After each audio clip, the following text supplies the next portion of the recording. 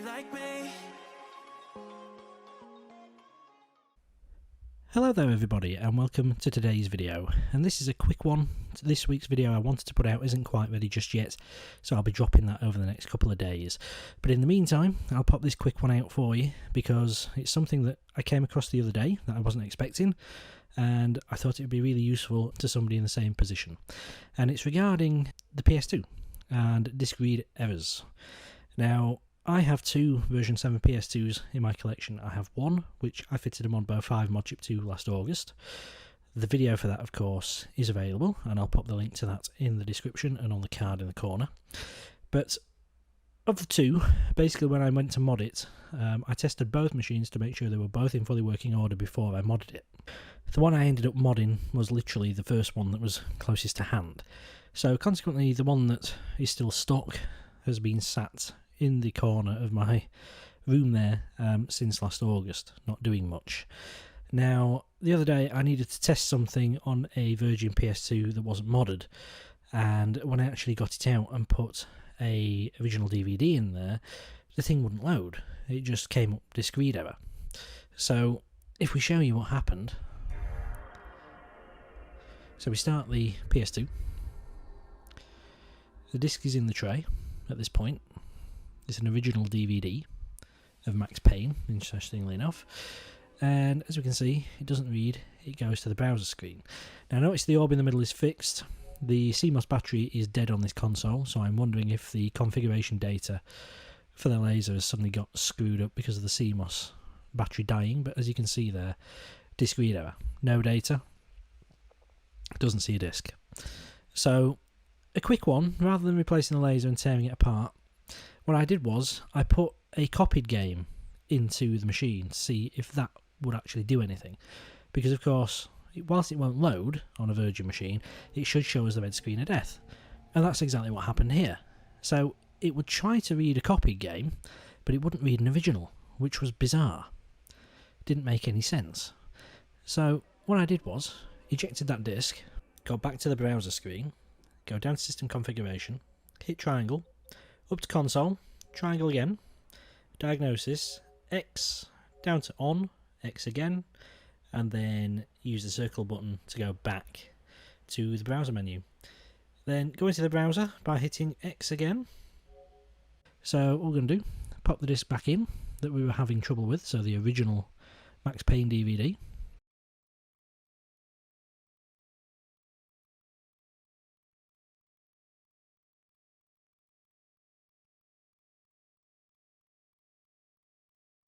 And there it is. So if we hit X now to launch it,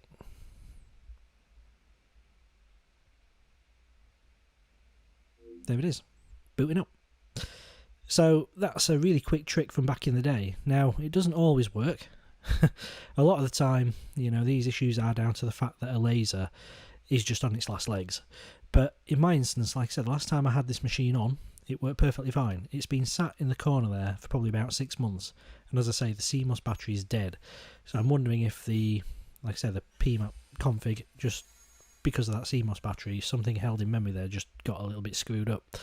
But whilst it would attempt to read the copied game, weirdly, but it would give me a red screen, the originals were just giving me nothing. And as you can see there now, the game is playing, the cutscenes and everything are running through perfectly fine. I mean, this is Max Payne.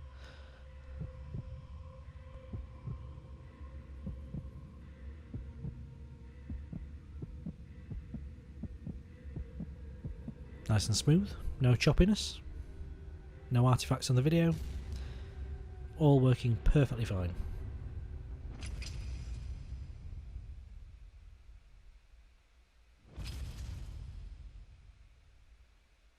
So this is the loading screen then, and effectively we'll just make sure that this does load up to an extent so it gets to the main menu.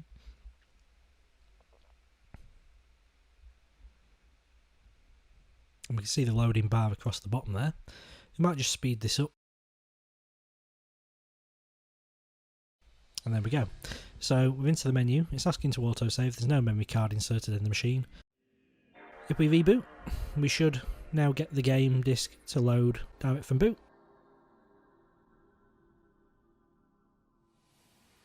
As we can see there, we don't go to the browser screen. It's loaded nice and quick. And there we go, we're back into the game.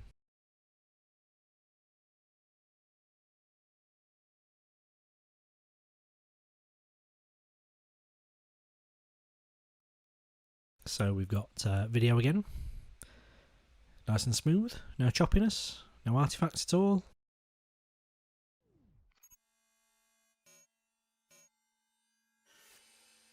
Everything's loading nicely there.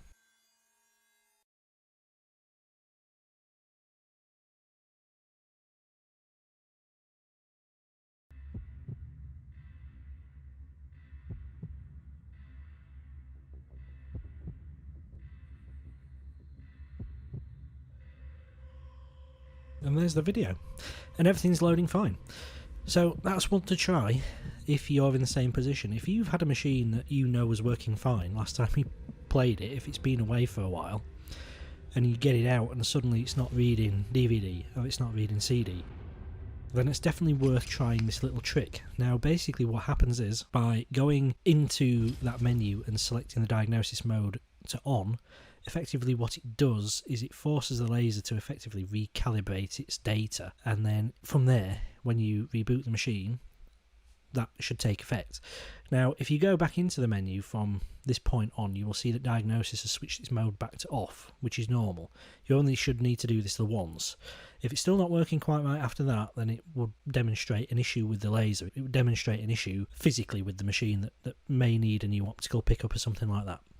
But if you've got a machine like I had that was working perfectly fine the last time you had it out, no issues with it whatsoever, and then the next time you come to start it, the thing doesn't work with a particular type of disc, it's definitely worth trying this method. So just to recap what we did, we got it onto the browser screen, went down to system configuration, hit triangle, up to console version, triangle again, and from there hit X, diagnosis to on, X again, and then circle out till you get back to the menu, go into the browser screen, insert your disk, and let the machine try to read it. If you then get the disk show up, launch it using X, and from there you should be fine. If you reboot the machine, the thing should load perfectly well. And that's it. So as you can see here, our Max Payne disc is playing perfectly fine on our PS2, and we fixed it without having to tear it down and start messing around calibrating lasers and twiddling calibration pots on the back and everything like that. So hopefully you found this useful, ladies and gentlemen. I hope this works for you in the same event that I've demonstrated it here. If you're in the same position, hopefully you'll get as lucky as I did here. But as I say, this machine was fine before, you know, the last time I used it. So it was just a little quick something that flicked in my head, and like from back in the day, it was like, oh yeah, I forgot about that diagnosis mode. And as you can see, it works perfectly well. So I will see you on the next video, ladies and gentlemen, in the not too distant future. It should be out in the next couple of days. As I say, if you've got any comments, any questions, pop them below, and I'll see you soon.